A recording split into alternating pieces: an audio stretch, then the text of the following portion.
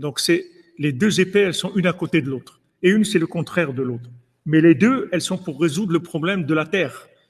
Ces deux épées-là, que ce soit l'épée de la prière ou l'épée de Esav, ce sont des attitudes de vie dans le monde terrien, là où on se trouve maintenant, dans ce monde-là de la Asiya, de l'action, alors que nous, notre âme, elle vient d'un endroit, on n'a rien à voir avec tout ce monde-là.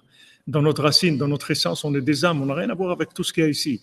On est là juste pour faire des tris et récupérer des éléments qui vont nous enrichir dans notre émouna, qui vont nous donner des récipients avec lesquels on pourra comprendre Hachem, voir Hachem, beaucoup plus que si on n'était pas venu dans ce monde. Mais ce monde-là, c'est pas un monde agréable pour nous. C'est-à-dire que l'âme, elle souffre énormément dans ce monde. C'est difficile pour elle. Pour ça que vous voyez, à chaque fois qu'on s'approche de quelque chose d'important, de grand, c'est des attaques inimaginables. De tous les côtés, on est attaqué.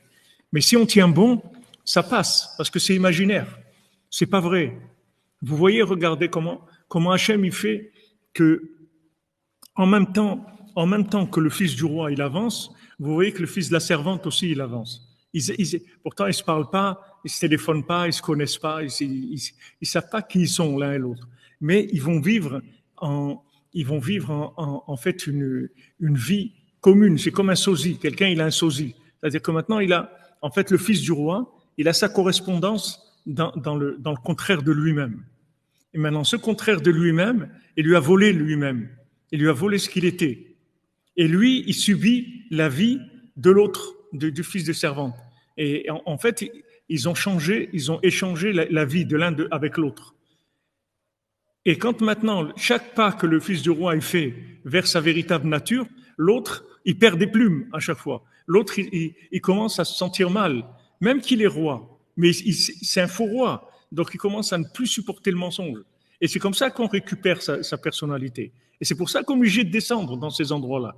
Parce que si vous ne descendez pas, vous ne pourrez pas récupérer votre identité qui a été spoliée, en fait. Il y a quelqu'un qui vous a spolié votre identité. C'est Esav.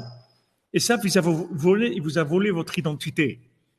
Il vous avait fait vivre une vie imaginaire, une vie cinématographique, une vie sociale, une vie de croire que voilà, je vais devenir quelqu'un, je vais arriver à ça. Et plein d'arguments, de choses qui sont c'est complètement faux. Complètement faux. Vous propose une vie qui est complètement fausse. Maintenant, quand vous commencez à avancer dans votre véritable identité, vous faites un pas vers vous-même, lui, il tombe. Le masque, chez lui, il tombe. Plus vous avancez vers votre identité, plus celui qui l'a usurpé, il va commencer à avoir des soucis. Il va commencer à avoir des problèmes. Et on voit que vraiment, ils avancent les deux ensemble. Le fils du roi, il avance, et le fils de la servante, il commence à se sentir mal. Il va à la chasse et tout, et il est triste. Il dit, bon, c'est plus la peine de continuer le sport de la chasse parce que je me sens mal et tout. Il rentre chez lui, et ça le travaille. Chaque jour, il en a marre, et il rêve lui aussi. On lui dit, allez, prends ton baluchon et va tailler la route parce que tu n'as rien à faire ici. Allez, vas-y, mais ça, c'est parce qu'il est lié. Donc, il y a un côté qui est extraordinaire, en fait. C'est extraordinaire de savoir que celui qui nous a spolié notre vie, en fait, il est dépendant complètement de notre recherche. Que si maintenant on fait un pas vers nous, lui, il est obligé de nous rendre notre vie. Il peut pas l'utiliser. Pourquoi il l'utilise? Parce que pour l'instant, il nous a bernés, on ne sait pas ce que c'est notre vie. Alors lui, il l'utilise en attendant. Il est en train de squatter notre maison en attendant. Mais si on rentre à la maison, ça y est, il s'en va.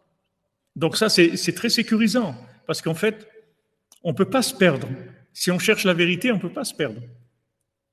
Parce que chaque pas qu'on fait vers la vérité, on démasque le mensonge. Vous voyez ce qui est en train de se passer aujourd'hui. Jamais avant on a entendu ça. Je sais pas à l'époque, moi, je sais pas quand j'étais étudiant à Toulouse et tout, je sais pas si c'était Giscard ou Pompidou, je me rappelle plus qui c'était. Mais jamais on entendait que c'était des faux, qu'en fait Biden, c'est pas lui, il est mort depuis longtemps et l'autre c'est un faux qui joue ça. On voit qu'il y a plein de choses comme ça. Avant il y avait pas ça. Il n'y avait pas jamais on disait ce président, en fait, c'est pas lui, il est mort déjà, c'est un sosie qui joue le truc. Parce que le fait que maintenant, il y a de la cordonnerie dans le monde, il y a des gens qui cherchent la vérité, il y a des gens qui commencent à chercher avec leur cœur la vérité, des gens qui commencent à communiquer entre eux, commence à communiquer avec Dieu, qui rentre dans la prière, alors le masque de Esav, tous les jours il tombe.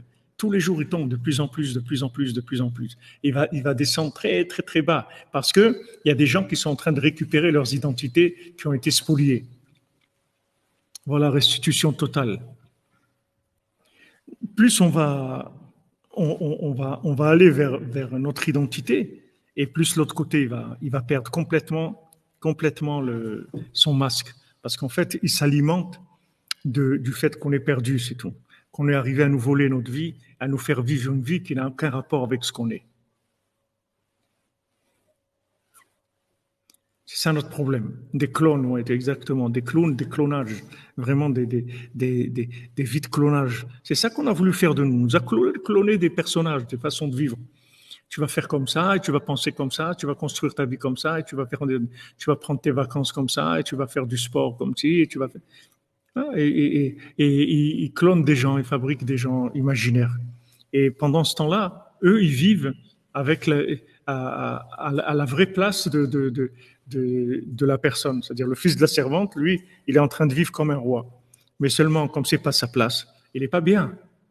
Même s'il a tout le côté extérieur, mais il n'est pas bien dans sa peau, il n'est pas bien. Et plus le fils du roi, il va aller vers son identité, et plus l'autre, il va se sentir pas bien. Jusqu'à qu'un moment, il est obligé de partir. Il va quitter, il va abandonner, il va carrément laisser le trône, il va s'en aller. Parce que le fils du roi, le vrai fils du roi, il a avancé vers son identité. Donc vous voyez que le mensonge, c'est sûr qu'il va tomber. Il y a aucun doute sur ça. Ça dépend uniquement de combien nous, on va progresser vers la vérité. Plus on va progresser vers la vérité, plus le mensonge il va disparaître.